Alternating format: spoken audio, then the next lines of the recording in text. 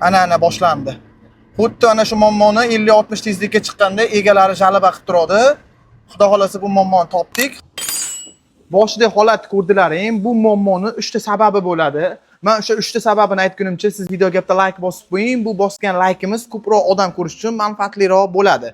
Bu muammolarda birinchi sababi balansirovkadan bo'ladi. Ya'ni ballonni balansirovkadan chiqib ketib qolishi aynan shu holatga olib keladi. Ikkinchi muammosi bo'lsa, shu ballonda simi uzilgan bo'lsa ham xuddi shu muammo qaytalanadi. Uchinchi sababi bo'lsa, bu ichkari grantalari. Ichkari granatani ichiga o'yilib, verabetga tushib qolgan bo'lsa ham aynan shu holat bo'ladi. Bu ko'rib turgan mashinalaringda ham aynan shu holat bo'lgan. Yangi ballon qo'yib balansirovka qilinganda ham muammo yo'qolmagan. Biz buni tekshirganimizda ichkari grantalari ketib qolgan ekan. Hozir buni original kareysga qo'yib muammolarni yo'qotib beryapmiz. Agar sizni ham mashinangizda shunaqa muammolar bo'lsa, kommentariyada yozib qoldiring va bizni yo'qotib qo'ymaslik uchun profilga obuna bo'lib qo'ying. Siz uchun shunaqa foydali ma'lumotlar berib boramiz.